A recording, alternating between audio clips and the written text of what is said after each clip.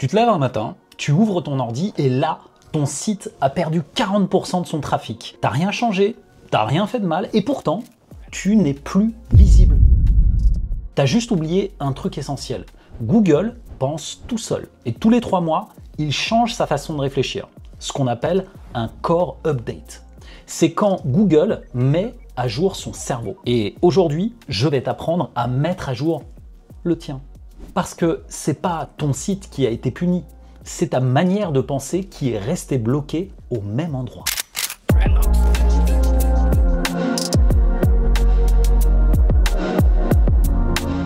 Ok, pas besoin d'être ingénieur pour comprendre ce qui se passe. Imagine que Google, c'est comme un énorme carnet de recommandations. Il classe les sites qu'il trouve les plus utiles quand quelqu'un pose une question.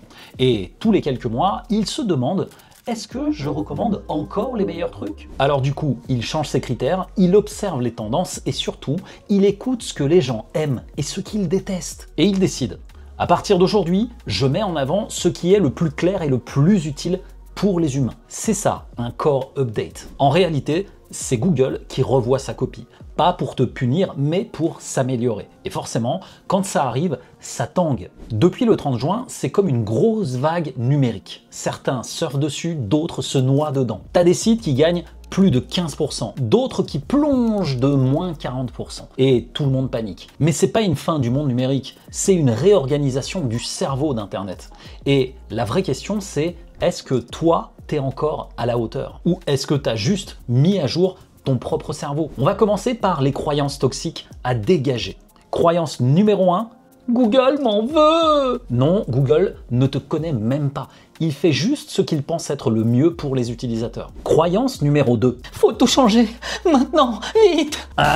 Erreur. Google recommande de ne rien modifier pendant l'update. Observe, respire, analyse après. Croyance numéro 3. Mon contenu est foutu! Une fois de plus, faux. Ton contenu a peut-être juste perdu en clarté, en autorité ou en structure. C'est pas une question de refaire tout ton site ou tous tes contenus. C'est une question de remettre l'intention au centre maintenant. Alors maintenant, de toi à moi, est-ce que tu veux un vrai outil pour reprogrammer ton état d'esprit? Alors laisse-moi te proposer un scan mental. Tu vas faire un scan mental de 3 minutes. Étape 1, tu écris ta croyance actuelle sur tes croyances toxiques, genre « je suis foutu » ou du genre « je comprends rien à ce que Google veut » ou bien encore « je suis largué, vas-y, ça me saoule ». Étape 2, tu éclates cette croyance avec une vérité simple. Celle-ci, elle vient de Yuval Noah Harari. Les espèces qui survivent ne sont pas les plus fortes, mais celles qui s'adaptent le plus vite. Étape 3, tu reformules, tu renommes les mots et tu peux reformuler avec des phrases du type « je peux apprendre »,« je peux m'adapter »,« mon cerveau évolue avec mes contenus ». Et rien qu'avec ces 3 phrases, tu vois la texture et la saveur que ça peut avoir en toi, avec tes sensations, avec les histoires que tu te racontes déjà, et regarde à quel endroit dans ton corps ça se passe. Et pose-toi cette question ce soir. Qu'est-ce que j'ai appris aujourd'hui que je peux améliorer demain dans mes contenus? C'est ça la vraie reprogrammation.